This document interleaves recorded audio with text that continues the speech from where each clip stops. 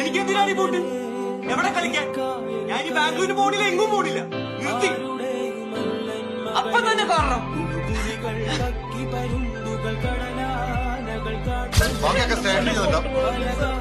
അവനറിഞ്ഞുകൊണ്ട് ആരോ ഉപദ്രവിക്കില്ല sir. അവന്റെ കല്യാണം കഴിഞ്ഞിട്ട് 5 ദിവസമായിട്ട്. അതൊക്കെ കോടതി പറഞ്ഞാൽ മതി.